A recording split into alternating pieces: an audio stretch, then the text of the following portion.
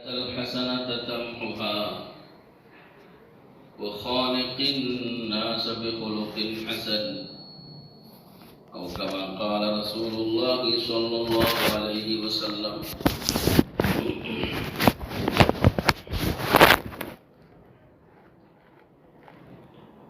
دوستو، بزرگوں، بھائیوں اور محترم و مکرم علماء کرام، حفاظ کرام، ائمہ دین، خطباء عظام اور حضرات مدرسین اور معلمین، آپ حضرات کا اللہ کے ہاں بڑا اونچا مقام ہے. اللہ نے آپ حضرات کو اپنے علم سے مالا مال فرمایا ہے، اور علم اللہ پاک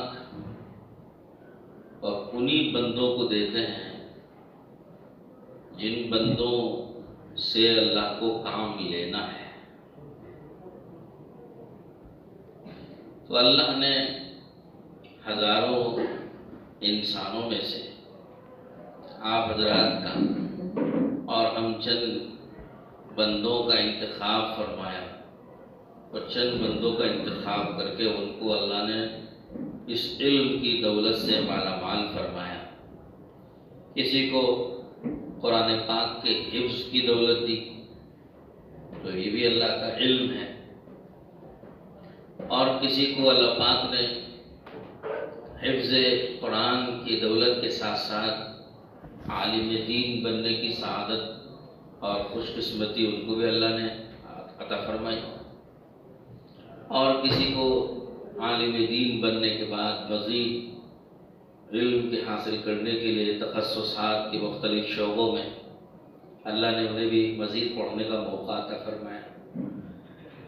اور بعض حضرات کو بغیر حفظ قرآن کے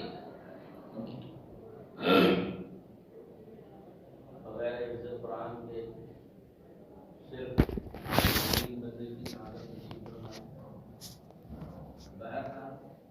تقسیمیں اور ترتیبیں اللہ کی طرف سے. اللہ پاک جس کو جتنا دینا چاہتے ہیں اتنا دیتے ہیں. لینے والے کو دینے والے کا ہاتھ تنگ نہیں ہے، دینے والے کا ہاتھ تنگ نہیں ہے. لینے والے کی قسمت ہے اپنی اپنی، ہر ایک اپنی اپنی قسمت سے اپنی اپنی استطاعت کے بقدر، اپنی اپنی طلب کے بقدر اور اپنی اپنی حیثیت اور استعداد کے بقدر لیتا ہے. دینے والے کا ہاتھ تو تنگ نہیں ہے. انما انا قاسم واللہ یعطی. دارالعلوم دیوبند کے دروازے پہ یہ حدیث لکھی ہوئی ہے. پیارے رسول صلی اللہ علیہ وسلم نے ارشاد فرمایا ہے کہ بھائی میرا کام تو تقسیم کرنا ہے، اور جو دیتے ہیں وہ تو اللہ ہی ہے. جو دیتے ہیں وہ تو اللہ ہے. تو دینے والا تو اللہ ہے، اور میں تو تقسیم کے لیے ہوں، درمیان میں ادھر سے لے کر ادھر دینے کے لیے تو میں واسطہ ہوں، لیکن دینے والا تو اللہ ہے. آپ حضرات نے سنا ہوگا ایک خواب جو حضرت مولانا یعقوب صاحب رحمۃ اللہ علیہ، جو دارالعلوم دیوبند کے پہلے صدر مدرس تھے، جنہوں نے خواب دیکھا تھا کہ خواب میں حضور اکرم صلی اللہ علیہ وسلم دارالعلوم دیوبند کے جو مولسری کا جو کنواں ہے، احاطہ مولسری ایک احاطہ ہے جو دارالاہتمام کے بعد والے حصے میں آتا ہے، تو اس کے نیچے ایک چھوٹا سا کنواں ہے، اس پہ پمپ لگا دیا گیا ہے. تو انہوں نے خواب میں دیکھا کہ یہاں اس مولسری کے کنویں پر حضور اکرم صلی اللہ علیہ وسلم تشریف فرما ہیں، اور لوگوں کی طلباء کی قطار لگی ہوئی ہے، لائن سے کھڑے ہوئے ہیں، اور حضور پاک صلی اللہ علیہ وسلم کنویں سے دودھ بھر دودھ بھرا ہوا ہے، دودھ سے کنواں بھرا ہوا ہے اور دودھ بھر بھر کے حضور اکرم صلی اللہ علیہ وسلم تقسیم فرما رہے ہیں، اور جو لائن میں قطار میں لگے ہوئے ہیں ان میں سے کسی کے ہاتھ میں بالٹی ہے، کسی کے ہاتھ میں بگونا ہے، کسی کے ہاتھ میں جگ ہے، کسی کے ہاتھ میں گلاس ہے، چھوٹا سا پیالہ ہے، مختلف پیالے اور مختلف برتن ہر ایک کے ہاتھ میں ہیں، اور جس کے پاس جتنا پیالہ ہے اس پیالے میں بھر بھر کے حضور اکرم صلی اللہ علیہ وسلم اس کنویں سے دودھ ان کو ڈال ڈال کے دے رہے ہیں، اور وہ لے رہے ہیں اور جا رہے ہیں۔ تو یہ خواب حضرت نے دیکھا تھا، تو تعبیر تو واضح ہو گئی اس کی، حضرت نے بھی خود بیان فرما دی کہ بھئی اس کی تعبیر، دودھ کی تعبیر علم ہے۔ دودھ کی علم جو دنیا میں اللہ پاک تقسیم فرماتے ہیں، اس علم کی صورت مثالی عالم مثال میں دودھ ہے۔ عالم مثال میں دودھ کی صورت مثالی علم کی صورت مثالی دودھ ہے۔ تو واضح ہو گئی کہ بھئی دودھ تقسیم کرنے کا مطلب علم تقسیم کرنا ہے۔ تو اب ہر ایک کے ہاتھ میں جو مختلف قسم کے برتن ہیں، تو اس پر حضرت نے فرمایا کہ بھئی ہر ایک اپنی اپنی استعداد کے بقدر لے گا۔ دینے والے حضور صلی اللہ علیہ وسلم ہیں، اور اس میں بھرا ہے علم کو اللہ نے، تو حضور صلی اللہ علیہ وسلم تقسیم فرما رہے ہیں، تو لینے والا اپنی اپنی استعداد اور تقدیر کے مقدر کے بقدر پر لے رہا ہے اور جا رہا ہے۔ کسی کے مقدر میں تھوڑا سا ہے تو وہ تھوڑا لے رہا ہے، کسی کے مقدر میں زیادہ ہے تو وہ زیادہ لے رہا ہے۔ اسی لیے حضور اکرم صلی اللہ علیہ وسلم نے بھی حدیث میں ارشاد فرمایا ہے کہ فمن اخذہ اخذ بحظ وافر۔ یہ جو علم ہے انبیاء کی وراثت ہے، جس کو لینا ہو خوب جی بھر کے لے، کبھی نہ کرے، خوب بھر بھر کے لے۔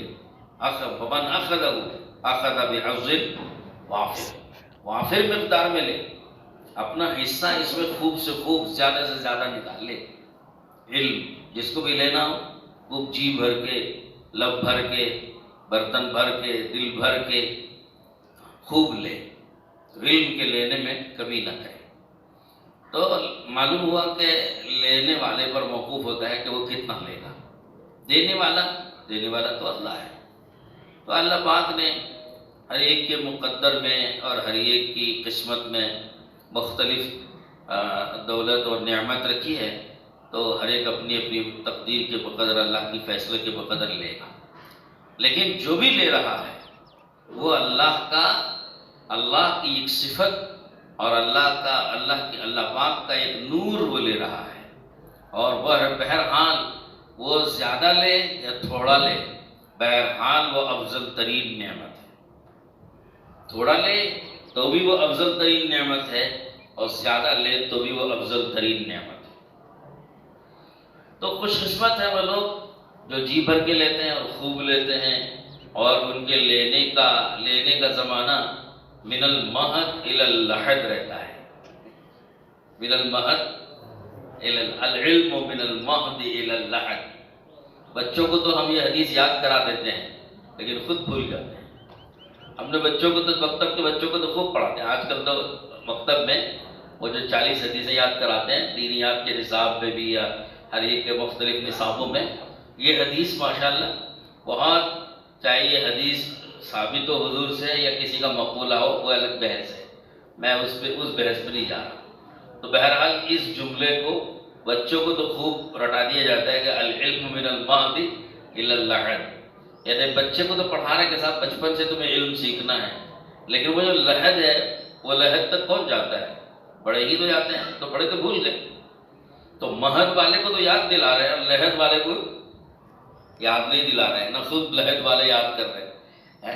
ابتدائی زمانے کے لوگ تو اس کو خوب یاد دلائے جا رہے ہیں، لیکن انتہائی زمانے کے لوگوں کو وہ حدیث یاد نہیں دلائی جا رہی، وہ مقولہ یاد نہیں دلایا جاتا، حالانکہ اس وقت میں زمانہ ان کا غیر مکلف ہونے کا ہوتا ہے، اور اس وقت میں جتنی چیزیں ہم ان کو سکھا رہے ہیں اتنی چیزوں میں سے کسی بھی چیز کے وہ مکلف نہیں ہیں۔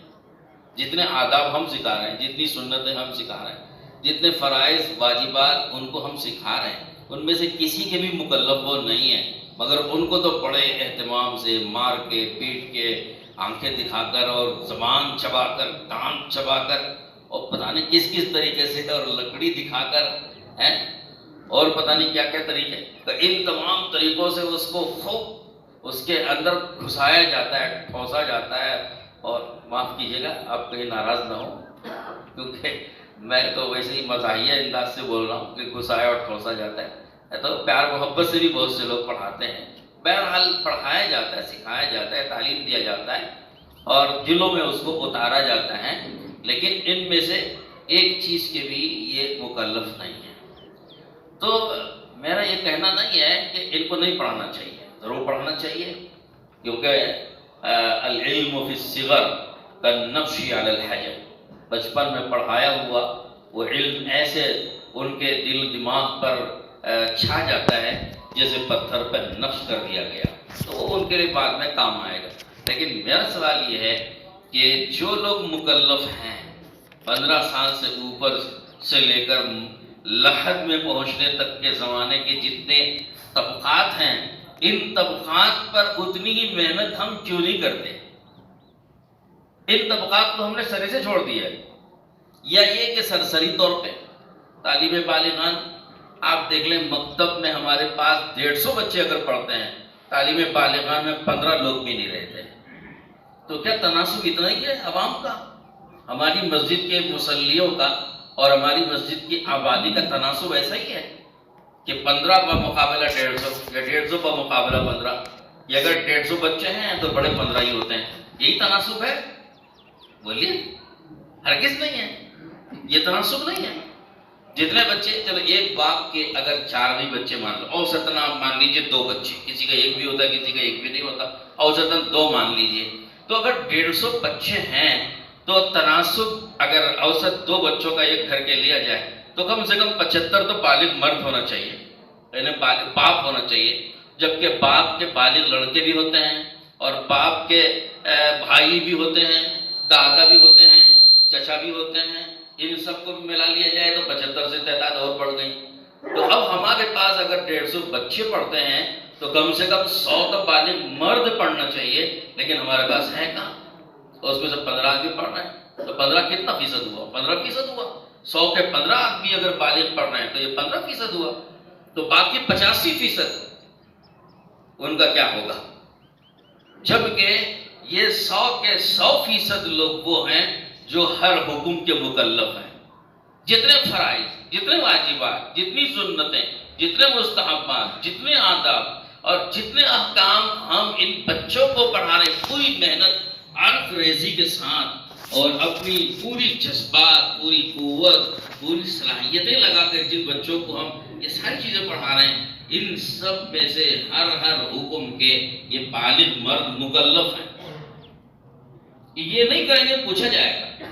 لیکن جو مکلف ہیں ان پر ہماری محنتیں یا تو 0 ہیں، یا 1%، 2%، کہیں پر 5%، کہیں 10%، ہو سکتا ہے کسی کسی جگہ 50% بھی ہوگا. اپنا اپنا فیصد اپنے اپنے علاقے کے حساب سے آپ اندازہ کر لیجئے اپنے اپنے فیصد کا کہ کس فیصد کے ساتھ ہم ان بالغ مردوں پہ محنت کر رہے ہیں. لیکن یہ نہیں.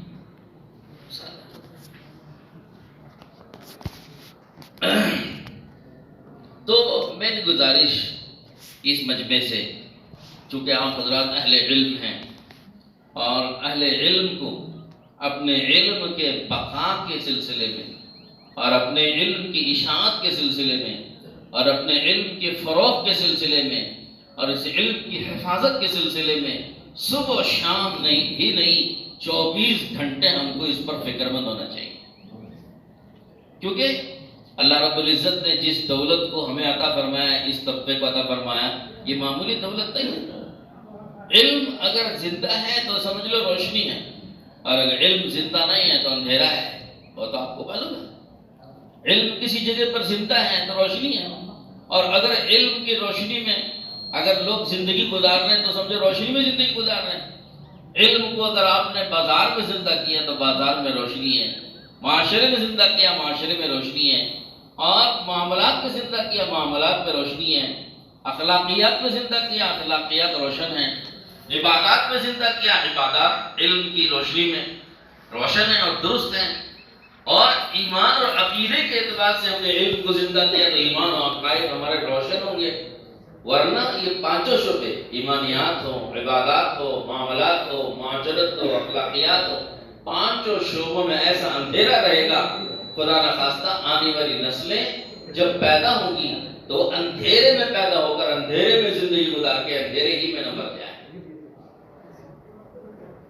آنے والی نسلوں کے متعلق ہمیں سوچنا ہوگا نا کہ جب ہم نے کسی شعبے میں علم کی روشنی نہیں پہنچے گی وہ سارے شعبے علم سے خالی رہیں گے.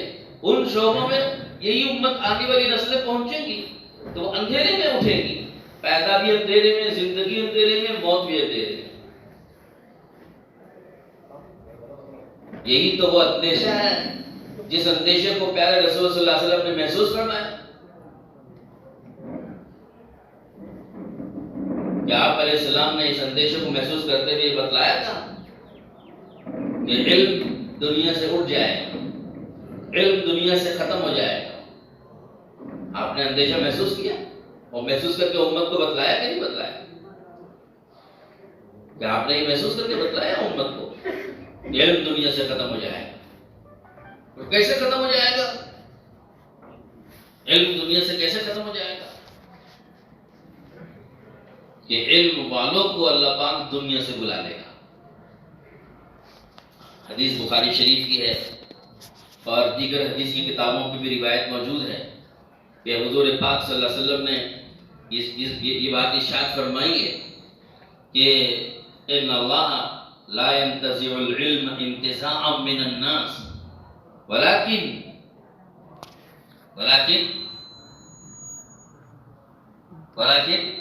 ينزع العلم بقبض العلماء. اللہ رب العزت ایک دم سے دلوں سے علم کو یوں چھین کے دنیا سے علم کو ختم کرنے، صفایا کرنے، ایسا نہیں ہوتا. دلوں میں علم باقی ہے. پھر کیا ہوگا کہ یقبض العلم ينزع العلم بقبض العلماء، کہ علم کو اللہ پاک چھین لیتے ہیں علم والوں کو، علماء کی روحوں کو قبض کر کے. کہ علماء کو اٹھا لے، علماء کو اٹھا لینا یہ دنیا سے علم کے ختم ہونے کی نشانیاں ہوتی ہیں. اور آپ ابھی محسوس کر رہے ہیں اس وقت میں، خاص طور پر یہ لاک ڈاؤن کے زمانے میں کتنے بڑے بڑے علماء اٹھا لیے گئے. کیسے کیسے علم والے، وہ علم والے اٹھا لیے گئے جن کے علم کی امت محتاج تھی، جن کے علم کے علماء محتاج تھے، جن کے علم کے طلبہ محتاج تھے، جن کے علم کے مدارس محتاج تھے، جن کے علم کے اہل فنون محتاج تھے. فنون والے فن حدیث میں، فن فقہ میں، اصول فقہ میں، تفسیر میں، یہ علوم و فنون میں جو مرجع تھے وہ دنیا سے بلا لیے گئے اور ایسے اٹھا لیے جا رہے ہیں کہ ان کا ثانی ان کی جگہ پر نہیں ہے، جگہ خالی ہو رہی ہے. تو بتاؤ کہ ہم تو اسی طرح سے امت کو اسی طرح بے سہارا چھوڑنا ہے کہ علم والوں کو، علماء کو اللہ دنیا سے بلاتا رہے اور جگہ خالی ہی رہے؟ کہ ہم ایسا ہی رکھیں گے کہ امت کو آئندہ بے سہارا ہی چھوڑ دیں گے؟ فَإِذَا لَمْ يُبْقِ عَالِمًا اتَّخَذَ النَّاسُ رُؤُوسًا جُهَالًا فَأَفْتَوْا بِغَيْرِ عِلْمٍ فَضَلُّوا وَأَضَلُّوا. کیا فرمایا آپ علیہ السلام نے؟ یہ سلسلہ ایسا ہی چلتا رہے گا، علم والوں کو دنیا سے اللہ پاک بلاتا رہے گا، بلاتا رہے گا. فَإِذَا لَمْ يُبْقِ عَالِمًا، جب دنیا میں کسی علم والے کو اللہ باقی نہیں رکھے گا پھر کیا ہوگا؟ سب جہالت ہی جہالت ہے، اندھیرا ہی اندھیرا رہے گا. کہیں علم نہیں ہے، کہیں علم کی روشنی نہیں ہے تو لوگ کیا ہوں گے؟ لوگ بے سہارا ہو گئے، یتیم ہو گئے. اب ان کو کوئی رہبری کرنے والا نہیں، کوئی راہ دکھانے والا نہیں، کوئی روشنی دینے والا نہیں، کوئی سکھانے والا نہیں، کوئی سمجھانے والا نہیں، کوئی حق بات بتانے والا نہیں، کوئی حق و باطل میں تمیز کر کے بتانے والا نہیں، کوئی ناحق اور حق میں، سچ اور جھوٹ میں، صحیح اور غلط میں، سفید میں اور کالے میں فرق کر کے دودھ کا دودھ اور پانی کا پانی کر کے سمجھانے والا نہیں ہے، تمیز کرنے والا نہیں رہا. تو کیا ہوگا؟ اتخذ الناس رؤوسا جهالا، بے علموں ہی کو لوگ بڑا بنا لیں کہ چلو بھائی تم ہی پڑھے. جن کے پاس علم نہیں ہے، جو علم میں مرجع نہیں ہے، جو فن میں مرجع نہیں ہے، جو تفسیر میں مرجع نہیں ہے، تفسیر میں اس کو مرجع بنا لیا. جن کو تفسیر کے علوم معلوم نہیں ہے، تفسیر میں اس کو مرجع بنا لیا. جن کو حدیث کے علوم معلوم نہیں ہے، ان کو حدیث میں مرجع بنا لیا گیا. اور جن کو فقہ میں کوئی فقہ کی فاں نہیں معلوم ہے، ان کو فقہ میں مرجع بنا لیا گیا.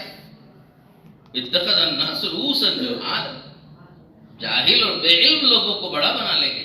پھر کیا ہوگا جب ان کو بڑا بنا لیں گے؟ فسئلوا، انہی سے پوچھا جائے گا. ہم کسی اور سے نہیں، ان سے پوچھیں گے. دوسروں کے نہیں سنیں گے، ان کی سنیں گے. دوسروں سے نہیں پوچھیں گے، ان سے پوچھیں گے. جن کے پاس علم نہیں ہے ان سے علم کی بات پوچھو. جن کو تفسیر معلوم نہیں ان سے تفسیر کی بات پوچھ رہے ہیں. جن کو حدیث معلوم نہیں حدیث کی بات ان سے پوچھتے ہو. جن کو فقہ معلوم نہیں فقہ کے مسائل ان سے پوچھے جاتے ہیں. اور جن کو طب معلوم نہیں ہے طب کی بات ان سے پوچھی جائے گی. جو انجینئر نہیں ہے اس سے کوئی بلڈنگ کے کنسٹرکشن کے بارے میں اس سے پوچھا جائے گا. جس کو جس فن کے بارے میں کچھ شدھ بدھ ہی نہیں ہے اس سے پوچھا جائے گا. لیکن پوچھیں گے لوگ کیوں؟ یہ ناقدری ہے. ناقدری ہوگی اہل فن، اہل علم اور اہل دین، اہل ہنر کی ناقدری جب ہوگی اور ان سے نہیں پوچھا جائے گا، ان سے پوچھا جائے گا. اللہ کے ہاں ایک نظام ہے، اللہ بڑا غیور ہے. جب دیکھتے ہیں کہ علم والوں سے لوگ نہیں پوچھتے ہیں تو علم والوں کو اپنے پاس بلا لیتے ہیں. جب علم والوں کو بڑا نہیں سمجھو گے پھر اللہ پاک غیور ہے. اللہ پاک غیور ہے تو اللہ بلا لیتے ہیں علم والوں کو. پھر ان سے پوچھ لو. جن کو تم بڑا سمجھتے ہو انہیں سے پوچھ لو. اتخذ الناس رؤوسا جہالا فسئلوا، ان سے پوچھا جائے. اور وہ بھی ایسے بڑے ماشاءاللہ فافتوا بغیر علم، علم نہ ہونے کے باوجود فتویٰ دیں گے اور مسئلہ بتائیں گے. تفسیر معلوم نہیں ہے مگر تفسیر میں رائے دیں گے اپنی. حدیث معلوم نہیں ہے مگر حدیث پر رائے زنی کریں گے. اصول حدیث معلوم نہیں ہے مگر کلام کریں گے راویوں پہ. اور فقہ معلوم نہیں ہے اور اصول فقہ بیان کریں گے. جس فن کا ان کو علم نہیں اس فن پہ بول رہے ہیں، لب کشائی کر رہے ہیں. فافتوا بغیر علم، پھر کیا ہوگا اس کا نتیجہ؟ حضور پاک علیہ السلام نے بتلا دیا. اس کا نتیجہ یہ ہوگا فضلوا واضلوا، خود بھی گمراہ ہوں گے دوسروں کو بھی گمراہ کریں گے.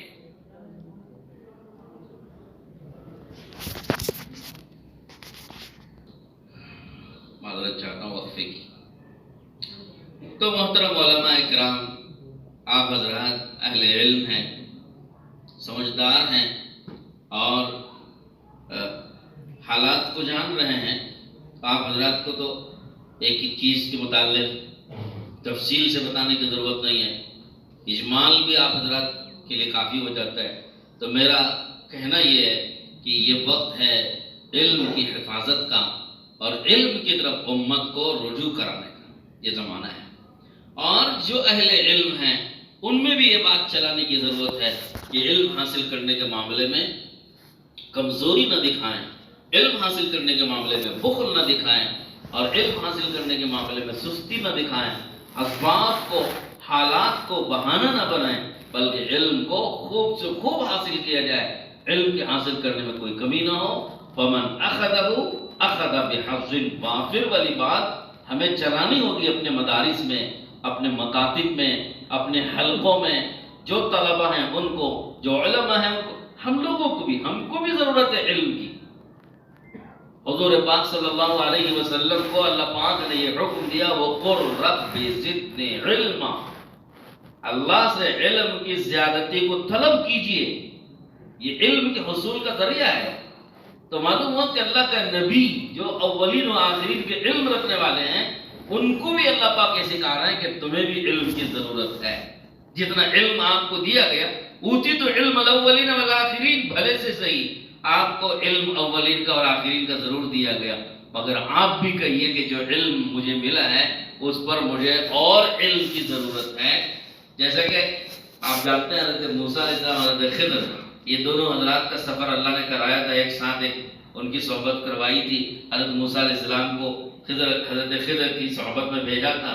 ایک مجلس میں دونوں رہے، کشتی میں چل رہے ہیں. ایک چڑیا نے چونچ اپنی اس میں سمندر میں ماری اور تھوڑا سا پانی لیا، ایک بار، دو بار، تین بار، جتنے بھی چونچ اس نے مارے. تو حضرت خضر نے حضرت موسیٰ سے فرمایا میرا علم آپ کا علم دونوں ملا کر، یعنی وقت کے پیغمبر کا جو ساری دنیا میں ساری امت کا سب سے زیادہ علم رکھنے والا پیغمبر، اس کے متعلق حضرت خضر فرمانے لگے کہ میرا علم اور آپ کا علم. حضرت خضر کو تو علم وہ دیا گیا حضرت موسیٰ کو بھی نہیں دیا گیا تھا. ان کو تو کائنات کے اسرار و رموز کا علم وہ، اور ان کو تکوینی علوم سے اللہ نے مالا مال فرمایا تھا، تو وہ حضرت موسیٰ کے پاس نہیں تھا. اسی کو بتانے کے لیے اللہ پاک نے ان کے پاس بھیجا تھا. تو ان کو تکوینی علوم اور ان کو تشریعی علوم، یہ سارے علوم کا مجموعہ مل کے حضرت خضر بتاتے ہیں کہ اس چڑیا کی چونچ میں جو پانی آیا ہے اس قطرے کے برابر ہے، اور جو اللہ کے پاس علم ہے اس کی مثال اس سمندر کی طرح ہے. تو ہم اللہ کے پاس جو علم کا خزانہ ہے اس سے قناعت کیسے کر سکتے ہیں ایک قطرے کو لے کر کے؟ لہذا ہماری ذمہ داری ہوگی ہم حاصل کریں. وَمَنْ أَخَذَهُ أَخَذَ بِحَظٍ وَافِرٍ. تو لہذا ہم اس کی کوشش کریں گے، امت کو ہم بے سہارا نہیں چھوڑیں گے کسی راہ میں بھی، کسی شعبے میں بھی، بلکہ ہم خود بھی ہر اس شعبے کا علم سیکھیں گے جس شعبے میں امت زندگی گزارتی ہے اور ہم بھی زندگی گزارتے ہیں. اس شعبے کا علم مجھے سیکھنا ہے اور امت کو بھی متوجہ کرنا ہے، بڑوں کو بھی، چھوٹوں کو بھی، طلباء کو بھی، خیر طلباء کو بھی، سب کو متوجہ کرنا ہے بھائی ہر شعبے کا علم سیکھو. علم سیکھنے کی طرف متوجہ کرنا ہے، کیونکہ علم ایسی صفت اپنے اندر رکھتا ہے کہ وہ جہاں علم آئے گا پھر جہالت کا اندھیرا چھٹ جائے گا. یہ علم کا تقاضا ہے. تو ہم علم کو زندہ کریں. علم آتا ہے تو انشاءاللہ جہالت چھٹ جائے گی، اندھیرے چھٹ جائیں گے، عقائد بھی صاف ہو جائیں گے، ایمانیات صاف ستھرے ہو جائیں گے، عبادات درست ہو جائیں گی، معاشرت صحیح ہو جائے گی، معاشیات اور معاملات درست ہو جائیں گے، اخلاقیات بھی امت کے درست ہو جائیں گے. اس وقت میں ساری دنیا کے دنیا دار یہ بات تہیہ کر کے متفقہ طور پر چلا رہے ہیں کہ بھائی دنیا میں کسی شخص کو بھی ان پڑھ نہ رکھو، سب کو پڑھانا ہے. اور سب جگہ دیکھو سب لوگ کہتے ہیں بھائی سب مسئلوں کا حل ہے کہ علم، لیکن ان کا علم سے مراد وہ دنیاوی علم ہے. لیکن حالانکہ آپ جانتے ہیں اس دنیاوی علوم میں ہماری ایمان، یہ پانچوں شعبے، ایمانیات، عبادات، معاملات، معاشرت، اخلاقیات، پانچوں شعبوں میں کسی شعبے کی بھی رہنمائی ایک درجے کی بھی نہیں ملے گی آپ، لیکن اسی کو وہ سارے مسائل کا حل سمجھ رہے ہیں. اور جس علم میں سارے شعبوں کی رہبری موجود ہے اس علم کو ہم نے امت کے دل دماغ میں یہ نہیں بٹھایا کہ یہ تمہارے سارے مسائل کا حل ہے. یہ ہماری غفلت ہے کہ نہیں؟ یہ ہماری غفلت ہے. اللہ معاف فرمائے. حالانکہ علماء اتنے سارے، ہر علاقے میں علماء کی کوئی کمی تھوڑا ہی ہے، لیکن ہم نے دل دماغ میں امت کے یہ نہیں بٹھایا تمہارے سارے مسئلوں کا علم، سارے مسئلوں کا حل اس میں ہے کہ تم علم دین سیکھو. تمہارے شعبے درست ہو گے تب جب تم اس شعبے کا علم سیکھو. بازاروں کا نظام ہے، بازاروں کا نظام بگڑا ہوا ہے. کیوں بگڑا ہوا ہے؟ کہ ہم نے بازار والوں کو تجارت کا علم نہیں سکھایا. ہماری معاشرت بگڑی ہوئی ہے. کیوں بگڑی ہوئی ہے؟ کہ ہم نے معاشرت میں جینے والے لوگوں کو معاشرتی حقوق نہیں سمجھایا کہ معاشرت کسے کہتے ہیں. اللہ معاف فرمائے. آپ حضرات کہتے ہوں گے، میں آپ حضرات کی محنتوں کی تنقید نہیں کر رہا، لیکن ہمارا سب کا مجموعی طور پر حال یہی ہے کہ ہم نے اس میں واقعی اس علم کی اہمیت دل دماغ میں اتارنے اور اس علم کی قدر و قیمت دل و دماغ میں بٹھانے میں ہم نے واقعی کمی کی. تو ہمیں قدردانی خود بھی کرنی چاہیے اور امت کو بھی قدردان بنانا چاہیے، اور علم کو پھیلانے کی محنت ہر شعبے میں. بازار والوں میں ہمیں چلنا چاہیے، چل پھر کر کے تجارت کا علم بتانا چاہیے کہ بھائی دیکھو تجارت کی یہ مسائل ہیں. کتنا اچھا ہوتا کہ بھائی بازاروں میں مسائل تجارت کے حلقے لگتے علماء کی، اور ایک حلقہ لگتا، وہاں پر سارے تاجر آتے اور مسائل تجارت سیکھتے. اور معاشرتی حقوق سمجھانے کے لیے ہر محلوں میں معاشرتی حقوق سمجھانے کے لیے، اخلاقیات سمجھانے کے لیے، اور اسی طرح سے عبادات سمجھانے کے لیے اور دیگر تمام شعبوں کا علم سمجھانے کے لیے ہر محلے میں مسجد کتنا اچھا ہوتا کہ ایسے حلقے لگتے کہ وہاں لوگ جاتے اور علم سیکھتے. حضرت عمر رضی اللہ تعالیٰ عنہ کے بارے میں ہم نے پڑھا ہے کہ حضرت عمر رضی اللہ تعالیٰ عنہ کسی آدمی کو بازار میں دکان کھولنے کا پرمیشن اور لائسنس نہیں دیتے تھے اس وقت تک جب تک کہ وہ تجارت کا علم نہ سیکھ لے. جیسے ڈرائیونگ کا لائسنس گاڑی چلانا سیکھے بغیر یہاں آج نہیں ملتا ہے، حضرت عمر کے زمانے میں تجارت کا لائسنس نہیں ملتا تھا جب تک تجارت کے مسائل نہ سیکھ لے. ہم نے اگر ماحول بنایا ہوتا یہاں ایسا کہ بھئی کوئی تاجر تجارت شروع کرنے سے پہلے علماء کے پاس آ کے تجارت کے مسائل سیکھ کر اجازت لے کر پھر جا کے دکان کھولتا، اگر ہم نے محنت اگر کی ہوتی واقعی صحیح معنی میں یہ ماحول بن گیا ہوتا. ہے کہ نہیں بتاؤ؟ ایسے ہی شادی کرنے والا کوئی لڑکا یا کوئی لڑکی، اگر ہم نے واقعتاً شادی بیاہ کے مسائل کو سکھانے کا ایسا ماحول بنایا ہوتا، خوب اس کا ماحول بنایا ہوتا کہ جس سے ان کے دل میں اس کی عظمت، اس کی قیمت، اس کا فائدہ ان کو سمجھ میں آ جائے، تو کوئی شادی ہونے والا مرد یا عورت اسے شادی بیاہ کے مسائل سیکھے بغیر نکاح کرنے کی ہمت نہیں ہوتی. اور کوئی مسجد والے دفتر نہ دیتے کہ پہلے وہاں جاؤ، وہاں جا کے شادی بیاہ کے مسائل سیکھ کے سرٹیفکیٹ لے کے آؤ پھر ہم تم کو دفتر دیں گے. ماحول بن گیا ہوتا ایسا اگر ہم نے محنت کی ہوتی. تو ہمیں یہ کرنا ہے ہم کو انشاءاللہ. جو ہم نے نہیں کیا وہ کرنا ہے. کرو گے؟ آپ حضرات سے میری گزارشات ہیں، یہ میرے لیے بھی ہے کہ مجھے میری بھی ذمہ داری ہے کہ یہ نہیں کہ صرف آپ سے میں یہ گزارش کر رہا ہوں، یہ میرے لیے بھی ہے. تو ہر جگہ امت میں علم کی اہمیت اور عظمت کو بٹھانا اور علم کا محتاج بنانا ہوتا ہے. ورنہ میرے بھائی آنے والے جو حالات ہیں، جو نیو ایجوکیشن پالیسی کے راستے سے آ رہے ہیں، یہ تو آپ حضرات کے سامنے آ گیا ہوگا. اس راستے سے جو آ رہے ہیں حالات کا بدلنا جو سامنے نظر آ رہا ہے اور اندیشے جو محسوس کیے جا رہے ہیں، ایسا لگتا ہے کہ دھیرے دھیرے علم کی طرف سے احتیاج امت کی ختم کی جا رہی ہے. یعنی ایک سازش ہے علم کی طرف سے احتیاج ختم ہو جائے.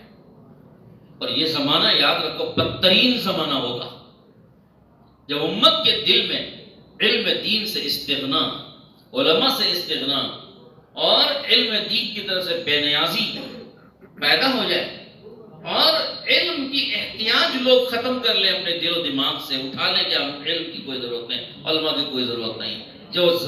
جس زمانے میں یہ حالات پیدا ہو جائیں یہ بدترین زمانہ ہوگا. یہ میں نہیں کہہ رہا ہوں، یہ میری بات نہیں ہے، یہ پیارے نبی کی بات ہے. میں آپ کو الحزب العظم میں ایک دعا ہے، وہ دعا میں چاہتا ہوں کہ ہم سب یاد کر لیں اور ہم سب اپنی دعاؤں میں اس دعاؤں کو مانگیں. حضور نے دعا مانگی، اللہم انی اعوذ بک من کیا ہے، حضور نے پناہ مانگی ہے.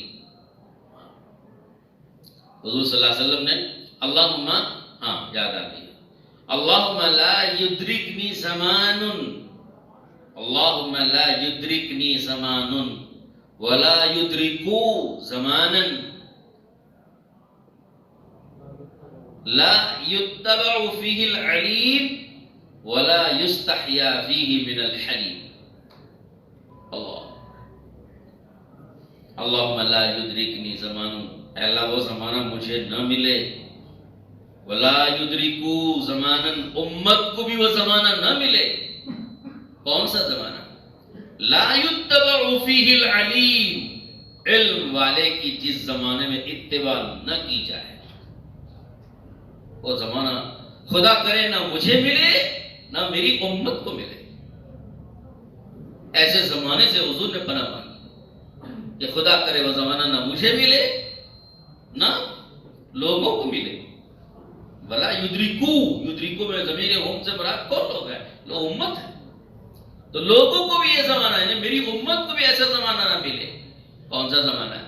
لا یتبع فیہ العلیم، علم والے کی اتباع چھوڑ دیں لوگ.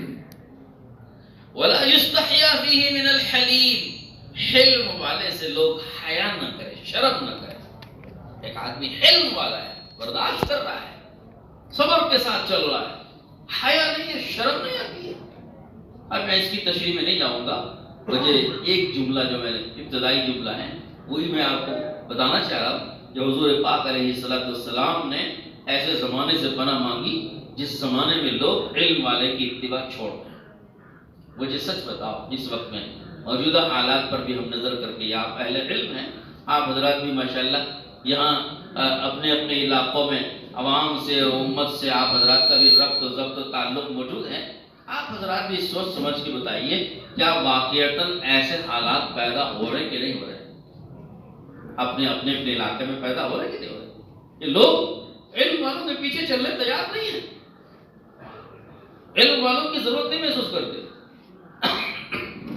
ارے صاحب عوام کو تشریف رکھیے، چھوڑیے، ٹھیک ٹھاک ہے، یہ سب چل رہا ہے، چلاتا رہے گا، اس کا کام ہے، اب اس کو درست کرنے جائیں کچھ اور ہو جائے گا۔ تو لوگوں کو کیا ہے، میں کیا کہہ رہا تھا، علم والوں کی اتباع چھوڑ رہے لوگ۔ میں کہہ رہا تھا عوام تو عوام، خواص کا بھی یہی حال ہوتا چلا گیا۔ ایک خواص بھی، علماء بھی اپنے سے بڑے علماء اور اپنے سے زیادہ علم والوں کا محتاج نہیں سمجھ رہے۔ یہ علماء کا بھی حال، دینداروں کا بھی یہی حال ہو گیا۔ دیندار بھی اپنے دینداری پر ایسے مطمئن اور قناعت پسند ہے، قناعت پذیر ہے کہ وہ مطمئن ہے کہ میں جو کر رہا ہوں وہ صحیح ہے۔ اس کو علم والے سے پوچھنا اور علم والے کی روشنی میں، علم والوں کی علم کی روشنی میں اپنے عمل کو اور اپنی زندگی کو لے کے چلنا، وہ اپنے کو اس کا محتاج نہیں بنانا چاہتا ہے، وہ بے نیاز ہے۔ اپنے سے بڑے اس سے بے نیازی۔ اللہ معاف فرمائے، اللہ معاف فرمائے، بہت اللہ معاف فرمائے۔ اس وقت میں یہ زمانہ، اب آپ بتائیے کہ جب اپنے خواص میں اور اہل علم میں یہ مرض پیدا ہو جائے تو عوام میں کتنا پیدا ہو؟ جب علم والوں میں یہ مرض پیدا ہو جائے کہ وہ خود اپنے سے بڑے علم والوں کا محتاج نہیں بنانا چاہتے اور ان کے تابع ہو کے چلنا نہیں چاہتے، تو عوام کا کیا ہوگا؟ عوام میں اور زیادہ چاہیے، عوام اور زیادہ کہ بھائی تم اپنے اوپر کی اپنے بڑے کہ تم نہیں مانتے، ہم تمہاری کیوں مانیں گے؟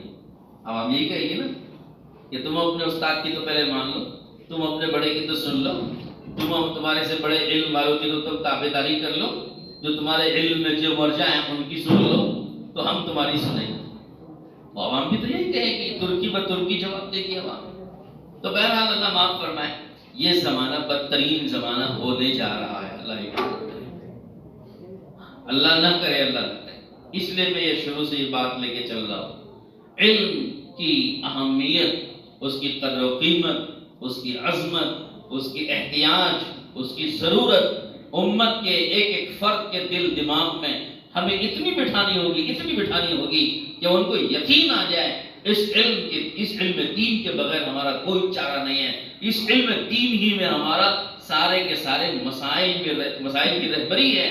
اس علم دین کے ہم ہر وقت محتاج ہیں، کھانے سے زیادہ، پینے سے زیادہ، کپڑے سے زیادہ، مکان سے زیادہ، دکان سے زیادہ، کھیتی باڑی سے زیادہ، ملازمت سے زیادہ ہم اس علم دین کے محتاج ہیں۔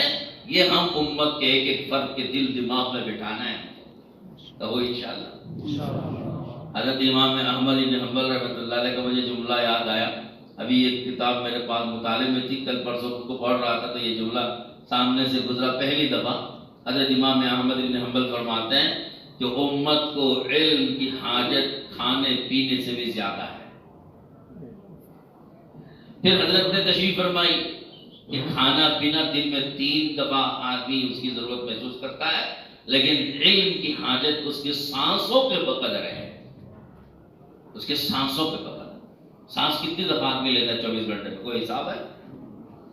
ایک لمحے میں 2 سانس تو آدمی کو لینے ہیں، اندر جائے گا وہ باہر آئے گا، اندر جائے گا باہر آئے گا، وہ تو چلتے رہنا ہے۔ فرمایا حضرت نے کہ سانسوں پہ بقدر اسے علم کی حاجت ہے۔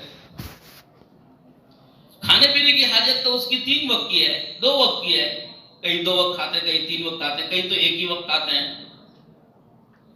حاجت تو اتنی ہے اس کی، لیکن اور کپڑے کی بھی حاجت کتنی کہ ایک دن میں ایک بار پہن لیا تو 3 دن چلتا ہے، 4 دن چلتا ہے، کوئی تو ایک ہفتہ بھی پہنتا ہے، پھر اگلا ہفتہ ہی اس کو بدلنے کی ضرورت پڑے گی، 3 دن 4 دن بعد یا روزانہ دن میں ایک بار۔ تو کپڑے کی حاجت بھی کم، کھانے کی حاجت بھی کم، لیکن علم کی حاجت کہ سانس کے بقدر.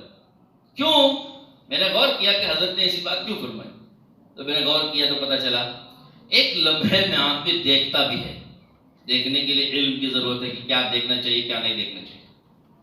ایک ہی لمحے میں آدمی کو بولنے کی بھی ضرورت پڑتی ہے، بولتا بھی ہے. ایک ہی لمحے میں دیکھ بھی رہا ہے، بول بھی رہا ہے، سن بھی رہا ہے، سوچ بھی رہا ہے، ہاتھ بھی حرکت کر رہا ہے، پیر بھی چل. ایک لمحے میں آدمی سر سے پیر تک سارے بدن کے کئی اعضاء کو بیک وقت استعمال کرتا ہے. یعنی کہ بھائی باری باری پہلے دیکھتا ہوگا، دوسری باری میں سنتا ہوگا، تیسری بار بولتا ہوگا، پھر چوتھی بار سوچتا ہوگا. لمحے بدل بدل کر یہ اعضاء استعمال ہوتے ہیں، ایسا نہیں ہے. ہر لمحہ یہ سارے اعضاء ایک ایک لمحے میں ہر لمحہ استعمال ہوتے ہیں. آپ مجھے بتاؤ کہ ہر لمحے میں یہ جتنے اعضاء استعمال ہوتے ہیں، ان اعضاء کا استعمال کہاں حلال ہے، کہاں حرام، کہاں جائز، کہاں ناجائز، کہاں مکروہ، کہاں غیر مکروہ، کہاں تحریمی، کہاں تنزیہی، کہاں مباح ہے، کہاں غیر مباح ہے، اس کا علم اسے چاہیے کہ نہیں چاہیے؟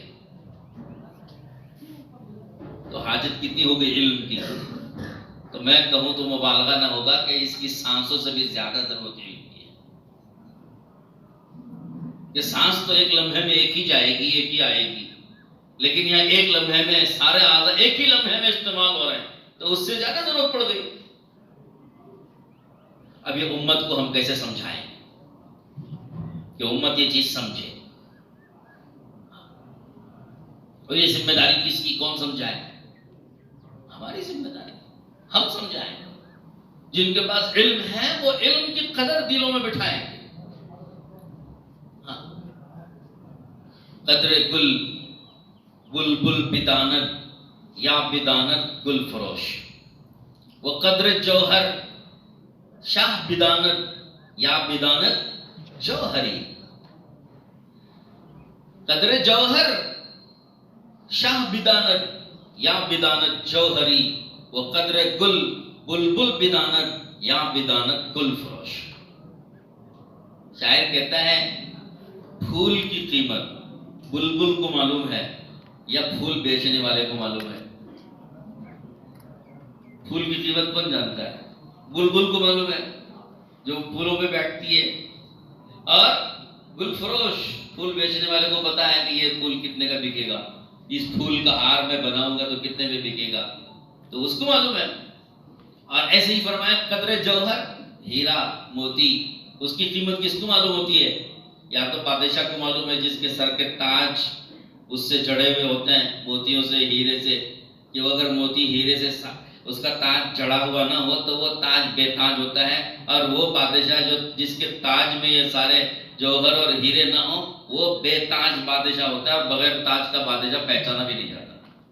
اس لیے اسے قدر معلوم ہے کہ اگر میں بادشاہ کہلانا ہے تو مجھے تاج پہننا ہے، اور تاج پہننا ہو تو تاج میں مجھے موتی اور ہیرے لگانے ہیں. اس لیے اس کی قدر اسے معلوم ہے. تو قدر جوہر کیا ہے؟ شاہ بدانت یا بدانت جوہری، یا جو جوہر گل وہ بیچتا ہے، ہیرے موتی بیچنے والا ہے، کاروبار کرنے والا ہے، اس کاروباری کو معلوم ہے کہ کون سا موتی کس قیمت.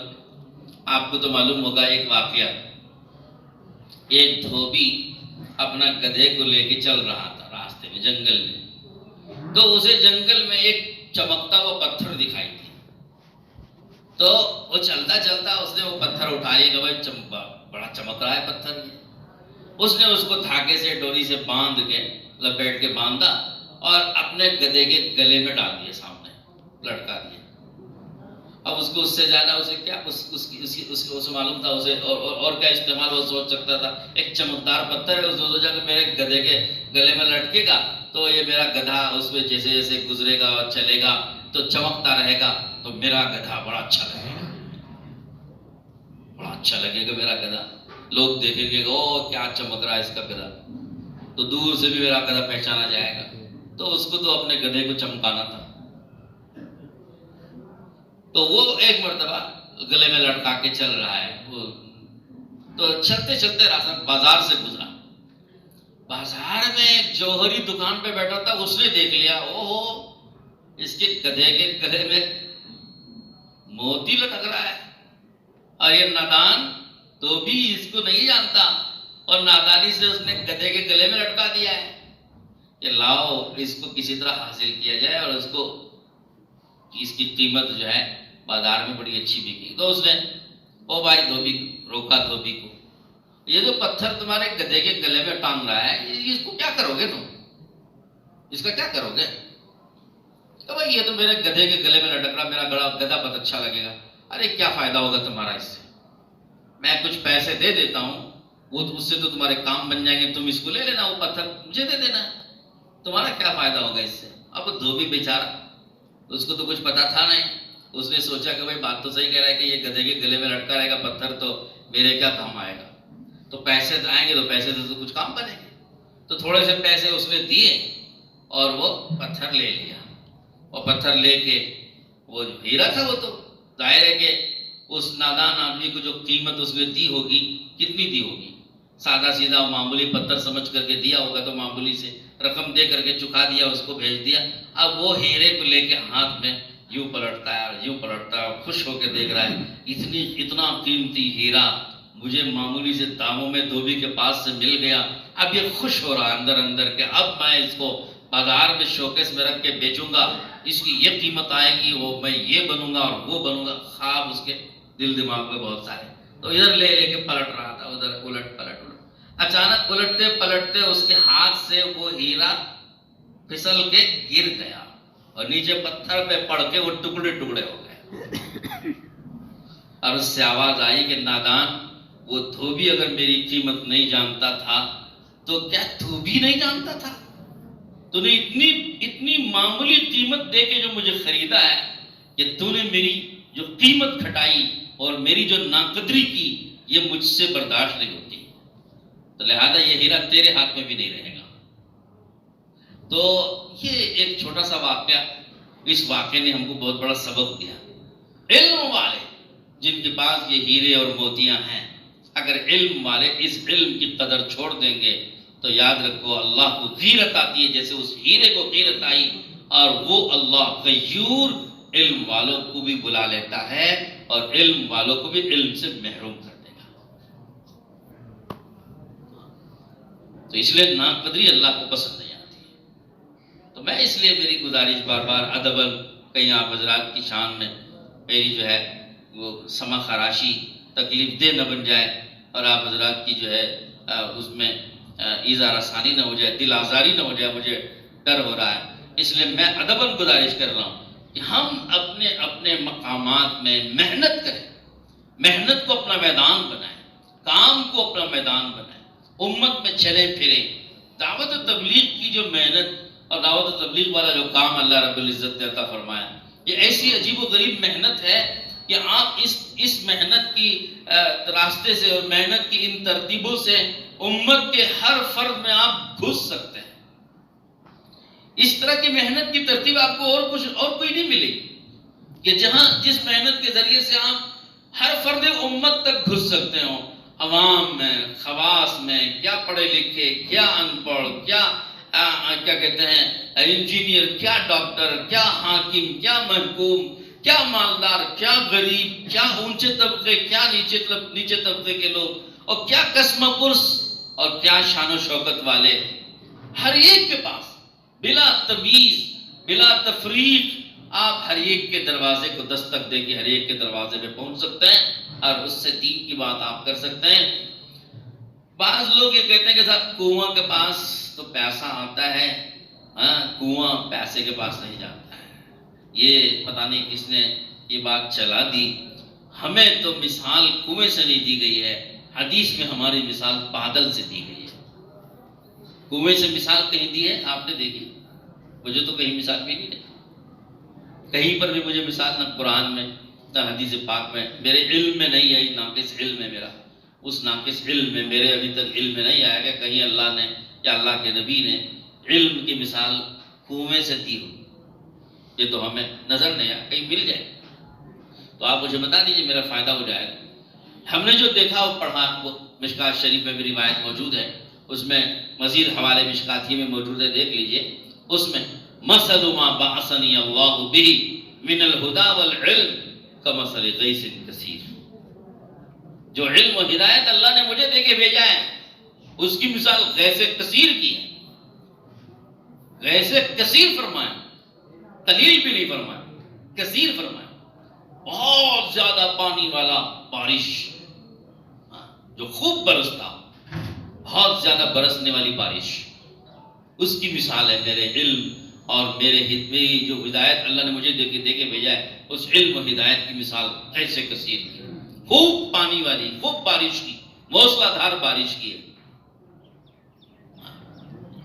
مثال اس کی۔ اور پھر آگے حضور صلی اللہ علیہ وسلم نے اس حدیث میں تفصیل ہے، اور اس میں 3 قسمیں زمین کی بتلائی ہیں۔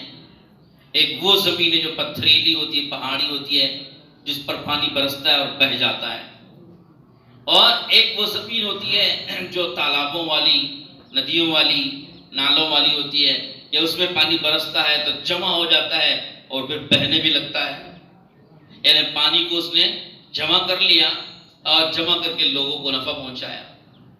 پہلی زمین وہ کہ جس نے پانی کو نہ جذب کیا، نہ جمع کیا، نہ خود فائدہ اٹھایا، نہ دوسروں کے فائدے کا سبب بنا، بس اس پہ برس گیا اور چل گیا پانی۔ اور دوسری قسم کی وہ زمین کہ جس نے خود تو جذب نہیں کیا لیکن جمع کر کے دوسروں کو دے دیا کہ بھائی تم لے لو۔ تیسری قسم کی زمین وہ ہے کہ جو پانی کو جذب کر لیتی ہے اور اپنے اندر اس کو پانی کو اتار لیتی ہے وہ زمین، اور پھر اتار کے زمین تر ہو جاتی ہے، پھر وہ اناج اگاتی ہے، فصل اگاتی ہے، کھیت اگاتی ہے، درخت اگاتی ہے، پھل، اناج، فصل لوگوں کو پہنچاتی ہے۔ یہ تیسری قسم کی زمین ہے۔ امت، یہ 3 مثالیں حضور نے زمینوں کے بیان کر کے امت کی بھی یہ تینوں قسمیں بتائی ہیں۔ یہ مثال ہے دراصل امت کی، کہ جب تم بادل کو لے کے، یہ بادل جیسے علم کو اور ہدایت کو لے کے جب امت میں چلو گے پھرو گے، امت میں تینوں طرح کے تمہیں لوگ ملیں گے۔ ایسے لوگ بھی ملیں گے کہ جن کو پڑھانا، سمجھانا، جن کو سکھانا، جن کو تعلیم دینا، جن کو تربیت دینا، جن میں تبلیغ کرنا، جن میں دین کی بات پہنچانا، سب بے سود ہوگا، ایسے جیسے پہاڑ پہ پانی، جیسے ہم اپنی مثال میں کہتے ہیں بیل کے سامنے خود پاؤں۔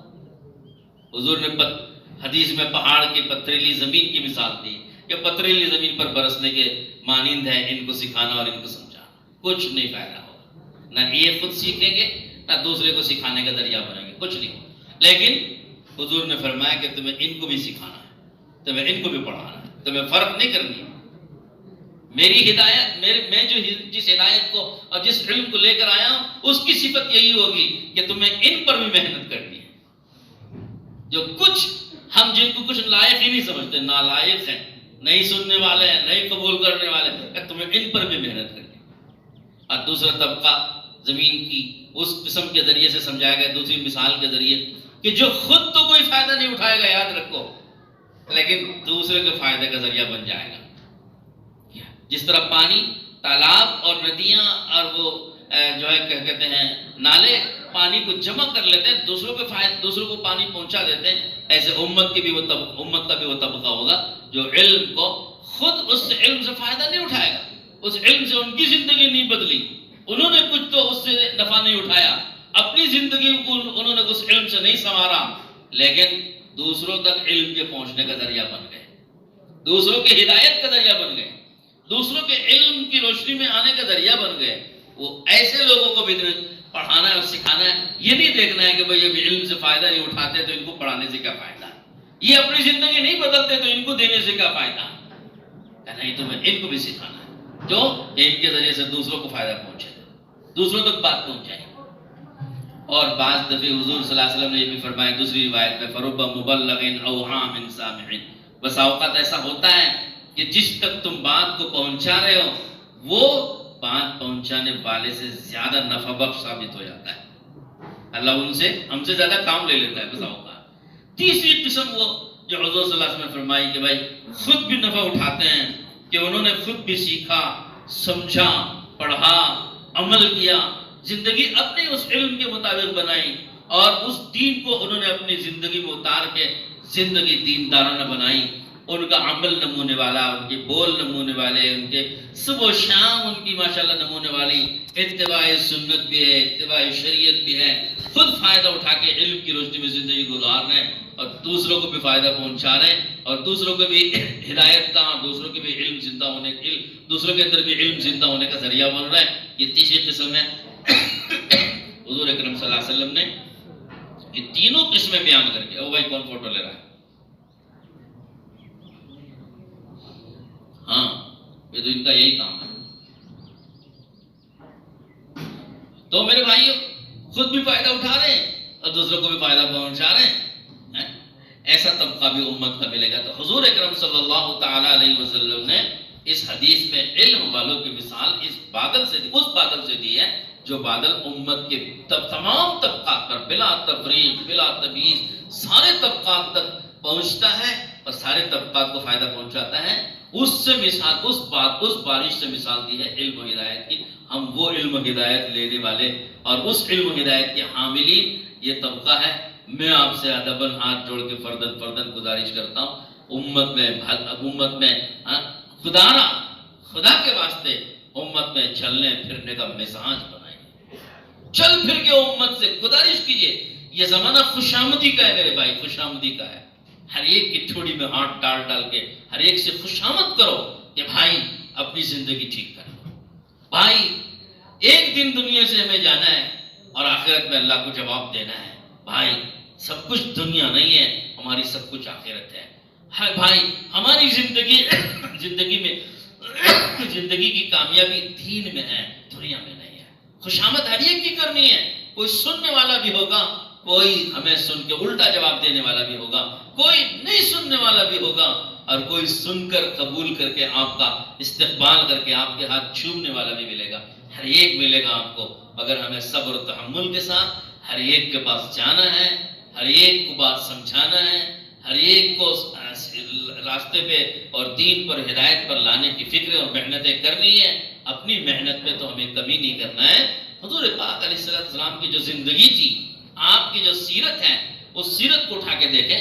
آپ نے اپنی زندگی میں کس طرح امت کے ہر طبقے پر محنت کو اپنا مقصود بنایا. اگر حضور اکرم صلی اللہ علیہ وسلم امت میں چن کے محنت کرتے کہ بھائی جو طلب والے ہیں انہی کو پڑھائیں گے، انہی کو سکھائیں گے، انہی کو تعلیم دیں گے، انہی کو ایمان، انہی کو عبادات، انہی کو قرآن، انہی کو حدیث، انہی کو سب کچھ. اگر حضور صلی اللہ علیہ وسلم اس طرح چن کے چھانٹ کے لیتے پھر کیا ہوتا؟ وَلَوْ كُنْتَ فَظًّا غَلِيظَ الْقَلْبِ لَانفَضُّوا مِنْ حَوْلِكَ فَاعْفُ عَنْهُمْ وَاسْتَغْفِرْ لَهُمْ وَشَاوِرْهُمْ فِي الْأَمْرِ. سبحان اللہ، کیا تعلیم دی اللہ نے آپ کو.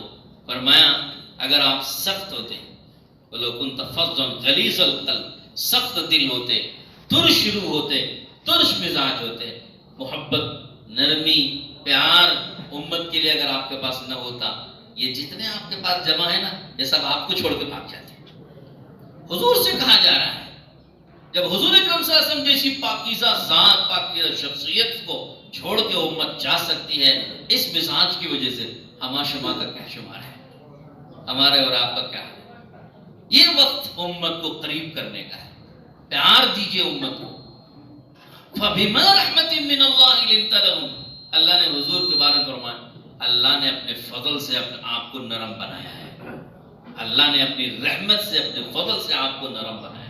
اگر آپ نرم نہ ہوتے، سخت ہوتے، ترشرو ہوتے، سخت دل ہوتے، بد مزاج ہوتے تو یہ آپ کو بھی چھوڑ کے چلے جاتے. اللہ نے اپنے فضل سے آپ کو نرم بنایا. ان کے ساتھ نرمی کیجیے، پیار سے، محبت سے، چن چھانٹ کے نہیں ہے بلکہ سب کو. فاعف عنہ، غلطی تو سب سے ہوتی ہے، کوتاہی سب سے ہوگی ہے نا. سب تو فرشتے تو نہیں ہیں، سب انسانی تو ہیں. تو ہر ایک کے خیالات الگ الگ ہیں، سوچنے کا انداز الگ الگ ہے، فکریں الگ الگ ہیں، جذبات الگ الگ ہیں، ارادے الگ الگ ہیں، نیتیں الگ الگ ہیں. تو ہر ایک کا سلوک بھی ہمارے ساتھ الگ الگ ہوگا. تو ہمیں کیا کرنا ہے؟ فاعف عنہ، درگزر سے کام. ان سے جو کچھ الٹی سیدھی جو دیکھتے رہتے ہیں تبلیغ والوں کی کہ بھئی یہ کیا تبلیغ والے ہیں تو علماء کو شمار میں بھی نہیں لاتے، ہم سے تو مسئلہ بھی نہیں پوچھتے، ہم کو تو آگے نہیں بٹھاتے، ہمیں تو سلام بھی نہیں کرتے، ہمیں کوئی عزت بھی نہیں دیتے. اللہ نے فرمایا فاعف عنہ، درگزر سے کام لو جناب. یہ زمانہ ایسا نہیں ہے کہ ہم چھوٹی چھوٹی چیزوں کی وجہ سے ہم ان کو دور کر دیں. کریں ان سے پیار سے، محبت سے، درگزر سے کام لے کے قریب کرو، قریب کرو، قریب کرو. جتنا امت کو ہم قریب کریں گے، خدا پاک کی قسم، علماء سے زیادہ امت کو قدردان نہیں پائیں گے. امت علماء سے جتنی جڑ کے چلتی ہے، امت کسی اور سے نہیں جڑتی. آج بھی اللہ کا شکر ہے، ہمارے اکابر کی اور بزرگوں کے اور اسلاف کی قربانیوں کا صدقہ ہے. اللہ نے ان کی قربانیوں کو اتنا قبول کیا کہ آج بھی امت کے دل میں علماء کے پیچھے چلنے کے جذبات موجود ہیں. جب تک یہ ہے نا، قدر کر لو. جب یہ ختم ہو جائے گا، جو میں نے آپ کو دعا سنائی، لا یتبع فی العلیم، ابھی وہ زمانہ پورا نہیں آیا، شروع ہو گیا ہے. ابھی تو اتباع کرنے کا زمانہ باقی ہے. جب تک یہ باقی ہے کہ بھائی علماء کے پیچھے پیچھے چل رہے ہیں، علماء کی اتباع کر رہے ہیں، علماء کی سن رہے ہیں، جب تک یہ سنتے رہیں گے نا، تب تک فائدہ اٹھا لینا ہے. قریب کر کے، پیار سے، محبت سے ذرا قریب کرو، تاکہ یہ سنتے رہے علماء کی اور علماء کے پیچھے چلتے رہیں. جب تک یہ ہے نا سلسلہ تعلق اور یہ ربط اور یہ نسبت اور یہ محبت جب تک باقی ہے، فائدہ اٹھا لیں. ہم تھوڑی تھوڑی چیزوں کی وجہ سے دور نہ کریں، چھوٹی چھوٹی باتوں کی وجہ سے امت کو دور نہ کریں، قریب کریں، پیار سے، محبت سے. فاعفو عنہم، کوئی بات الٹی سیدھی کی ہو جاتی ہے، درگزر سے کام لیجیے. واستغفر لہم، ان سے گستاخی ہوئی ہوگی آپ کی شان میں، بے ادبی ہوئی ہوگی علم کے بارے میں اور علماء کے بارے میں، قرآن کے بارے میں، حدیث کے بارے میں اور علمی حلقوں کے بارے میں ان سے ضرور بے ادبی ہوئی ہوگی. اللہ سے درخواست کیجئے، گزارش کیجئے اللہ سے کہ اللہ ان کو معاف کر دے، ان کو معاف کر دے. ان کے لیے استغفار کیجئے اللہ سے. کیوں؟ اللہ نے اگر معاف نہیں کیا، ان کی بے ادبی، ان کی گستاخی پر اللہ نے اگر ان کی پکڑ کر لی، خدا کی قسم نسلیں ان کی محروم ہو جائیں گی، ان کی نسلیں محروم ہو جائیں گی. علماء کی بے ادبی اور علماء کی گستاخی کا انجام معمولی نہیں ہوتا ہے، بہت برا ہوتا ہے، بہت برا. نسل تک علم سے محروم ہو جاتا ہے. ارے علم سے کیا، آج ہمارے اکابر سے ہم نے سنا، علماء کی بے ادبی اور گستاخی کا انجام یہ ہوتا ہے کہ خاتمہ بالخیر بھی نصیب نہیں ہوتا. یہ بھی ہم نے سنا اپنے بزرگوں سے، اکابر سے سنا ہے، اپنی طرف سے نہیں سنا. تو ہم کیا یہ گوارا کریں گے کہ کسی مومن کا خاتمہ خراب ہو جائے؟ اس کے لیے ہم کو اللہ سے دعا مانگنے کہ اللہ معاف کر دے، میں نے معاف کر دیا، تو بھی معاف کر دے، تاکہ اس گستاخی اور بے ادبی کا جو انجام ہے برا، ان کے حق میں، ان کی اولادوں کے حق میں وہ خراب نہ ہو جائے، اس کا انجام خراب نہ ہو جائے. ان کو بھی کوشش کریں، ان کو بھی کہ بھائی وہ آ جائے کسی طرح سے، بے ادبی گستاخی پر وہ قائم نہ رہے. میں نے ایک حدیث پڑھی تھی، شروع میں وہ حدیث کا بھی ترجمہ کروں گا انشاءاللہ، تاکہ ہمیں سمجھ میں آئے کہ ہمیں کس طریقے سے.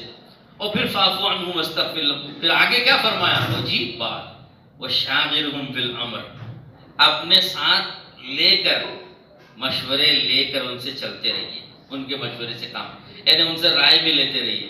جبکہ آدمی دیکھ رہا ہے کہ بھائی اس نے تو میری وہ کیا، اس نے وہ کیا، اس نے ایسا کیا، اس نے ویسا کیا، یہ تو میں نے معاف کر کے اس کو قریب بلا لیا ہے.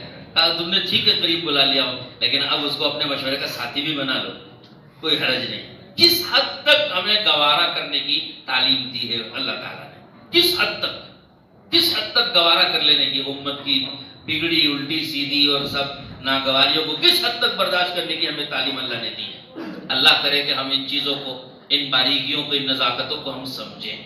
میں نے شروع میں حدیث پڑھی تھی، اللہ کے نبی علیہ السلام نے ایک نصیحت فرمایا اتق اللہ حیثما کنت واتبع السیئۃ الحسنۃ تمحوها وخالق الناس بخلق حسن. ایک صحابی نے غالباً ابو درداء یا ابو ذر غفاری رضی اللہ عنہ نے درخواست کی تھی، نصیحت کی، تو حضور نے یہ 3 نصیحتیں فرمایا جہاں بھی رہو اللہ کا خوف اپنے اندر پیدا کرو، اللہ کا ڈر اپنے اندر پیدا کرو. اگر اللہ کا ڈر ہوگا نا، جیسے ہمارے اکابر کا کہنا ہے کہ اللہ کا خوف ہر برائی سے آدمی کو بچا لیتی ہے. ہمارے لیے ہے یہ، ہم یہ طے کریں گے، ہمارا طبقہ جو بیٹھا ہے سب ہماری برادری کے، میں بھی آپ کی برادری کا، میں اپنے کو بھی نصیحت کرتا ہوں، اسی نفسی وإیاکم، میں اپنی ذات کے ساتھ ساتھ آپ سے بھی گزارش کرتا ہوں، ہم اپنے اندر اللہ کا ڈر، اللہ کا خوف پیدا کریں. جو اللہ کا ڈر اور خشیت قرآن کہتا ہے خشیت تو علماء کے علم کا تقاضا ہے. علماء کے پاس علم ہے کا تقاضا ہے کہ ان کے پاس خشیت بھی ہونی چاہیے. تو قرآن تو ہم سے یہ مطالبہ کرتا ہے, اپیل کرتا ہے, جب تمہارے پاس علم ہے, علم کے ساتھ علم کا تقاضا ہے کہ خشیت ہو. تو لہذا ہم آج طے کرتے ہیں کہ خوف و خشیت کے ساتھ ہم رہیں گے. دوسری نصیحت اللہ کے نبی نے فرمائی وَأَتْبِعِ السَّيِّئَةَ الْحَسَنَةَ تَمْحُوهَا. ہمیں خود بھی اور دوسروں کو بھی یہ تعلیم دینا ہے کہ بھائی غلطی ہو جائے تو معافی مانگ لو. کیا چلا جائے گا تمہارا؟ آدمی غلط فتویٰ دے دیتا ہے تو رجوع کرنے میں کیوں دیر کرے؟ رجوع کر لو. کوئی فرشتہ تھوڑا ہی ہے, کوئی وحی تھوڑی آپ پر آتی ہے کہ بھائی ایک غلط بات کہہ دی ہے تو بس وہ صحیح ہی ہے, غلط ہو گئی ہے تو وہ وحی ہے, وہ منسوخ نہیں ہوگی. ایسا تھوڑی ہے. غلطی ہو گئی ہے تو وحی تو نہیں ہے نا کہ بھائی جو اللہ ہی منسوخ کرے گا کہ بھائی ہم سے غلطی ہوئی ہے ہم اس سے رجوع کر لیں گے. کیا کون سا ہمارے ہیرے جھڑ جاتے ہیں, ہم اس سے معافی مانگ لیں. اتبع السیئۃ الحسنۃ تمحوها. اللہ کہتے ہیں, اللہ کے نبی کہتے ہیں بھائی جب غلطی ہو جائے, برائی ہو جائے, اس کے پیچھے بھلائی کر لو. اس کی تشریح میں علماء نے یہی لکھا ہے, اس بھلائی کر لینے کا مطلب کیا ہے کہ جب آدمی سے برائیاں ہو جاتی ہیں اس کے پیچھے بھلائیاں بھی ہو جاتی ہیں تو ان الحسنات یذہبن السیئات, بھلائیاں برائیوں کو مٹا دیتی ہیں. ایک تفسیر. دوسری تشریح اس کی یہ ہے کہ اس بھلائی سے مراد توبہ ہے. جب غلطی ہو جائے تو توبہ کر لو, معافی مانگ لو. اور تیسری یہ ہے کہ جب آدمی کوئی بات غلط کہہ دے اس سے رجوع کر لے. رجوع بھی حسنہ ہے. تو غلطی ہو گئی تو تمہیں کہہ دو کہ صاحب مجھ سے غلط بات ہو گئی ہے, میں اس سے رجوع کرتا ہوں. کون سے ہیرے جھڑ جائیں گے آپ کے, لیکن اللہ کا عزت بڑھ جائے گی, اللہ کے ہاں عزت بڑھ جائے گی. تو یہ دوسری بات. تیسری نصیحت حضور نے فرمائی ہے کہ کیا ہے وہ, خالق الناس بخلق حسن. لوگوں کے ساتھ اچھے اخلاق سے برتاؤ کرو. یہ میرے آپ کے لیے, خاص طور پر ہمارے لیے, ہمارے اس طبقے کے لوگوں کے ساتھ جتنے اچھے اخلاق سے ہم پیش آئیں گے اتنی زیادہ یاد رکھو لوگوں میں ہماری بات چلے گی. حضرت مولانا سید خان صاحب رحمۃ اللہ علیہ کی بات یاد آئی. حضرت فرماتے ہیں اخلاص کی وجہ سے تمہاری دعوت اللہ کے یہاں قبول ہوگی اور اخلاق کی وجہ سے تمہاری دعوت لوگوں میں قبول ہوگی. اخلاص ہے وہاں قبول, اخلاق ہے یہاں قبول. تو اخلاق تو ہمارا صلہ ہے. حضرت مولانا ابراہیم دیولہ صاحب کا جملہ ہے. حضرت فرماتے ہیں اخلاق ہماری دعوت کا صلہ ہے. صلہ کہتے ہیں سواد سے صلہ, اس کا مطلب ملانے والی چیز. اخلاق ہی ایسا گم ہے, ٹیسٹ ہے جو ایک چیز کو دوسری چیز سے جوڑنے والی, ملانے والی. تو ہم دعوت دے رہے ہیں دوسرے کو, مدعو کو, تو ہماری دعوت مدعو تک پہنچنے کا ذریعہ, اس کے دل میں پیوست ہو جانے کا ذریعہ اخلاق ہے. یہ صلہ کا مطلب ہے. تو ہمارے پاس اخلاق ہونی چاہیے. اللہ تعالیٰ مجھے بھی توفیق دے, آپ کو بھی توفیق عطا فرمائے. ارادہ تھا میرا کہ ایک حدیث سنا کر آپ کی بات کو ختم کرتا ہوں. ایک حدیث میں نے شروع میں کھول رکھی تھی کہ یہ سناؤں, اور اکثر موقع پر علماء کو تو سنا ہی دیتا ہوں. خاص طور پر ایسے زمانے میں پرفتن دور میں, اس کو میری بہت اہمیت سے سنی آپ. پرفتن دور میں علماء کے لیے اس حدیث میں بہت زبردست رہبری ہے. اس کا حوالہ بھی میں دوں گا آپ کو. طبرانی کی روایت ہے, حضرت عبداللہ بن مسعود رضی اللہ عنہ روایت بیان کرتے ہیں, اور حیات الصحابہ میں بھی جلد نمبر 2 صفحہ نمبر 860 میں یہ حدیث موجود ہے, حضرت نے لکھی ہے. اور تفسیر میں بھی بہت سی حدیث, تفسیر کی کتابوں میں بھی یہ موجود ہے. جہاں بنی اسرائیل کے حالات بیان ہوئے ہیں وہاں پر یہ حدیث تفسیروں میں لکھی ہوئی ہے. حضرت ابن مسعود رضی اللہ عنہ فرماتے ہیں حضور صلی اللہ علیہ وسلم نے پوچھا, یا ابن مسعود اتدری ای الناس اعلم ای الناس افضل. اے ابن مسعود تمہیں معلوم ہے کہ سب سے زیادہ افضل ترین آدمی کون ہے؟ حضرت ابن مسعود نے معمول کے مطابق جیسا جواب دیتے ہیں, اللہ و رسولہ اعلم, اللہ اس کے رسول کو زیادہ معلوم ہے, مجھے نہیں معلوم. پھر حضور نے فرمایا افضل الناس افضلهم عملا اذا فقهوا في دینهم. افضل ترین لوگ وہ ہیں جب دین کا علم سیکھ کر اس پر عمل کرنے لگے. یہ میں آسان کر رہا ہوں ترجمہ. افضل الناس افضلهم عملا لوگوں میں سب سے افضل وہ ہیں جو ان میں عمل کے اعتبار سے افضل ہوں، بشرطے کہ وہ دین کی سمجھ حاصل کر لیں، یعنی علم سیکھ کر علم کی روشنی میں عمل کرتے ہوں، وہ سب سے افضل ترین لوگ ہیں۔ آگے سنیے، یا ابن مسعود قلت لبیک یا رسول اللہ قال اتدری ای الناس اعلم، ابن مسعود جانتے ہو لوگوں میں سب سے زیادہ علم والا کون ہے؟ کیا فرمایا؟ لوگوں میں سب سے زیادہ علم والا کون ہے؟ قلت اللہ ورسولہ اعلم، قال فرمایا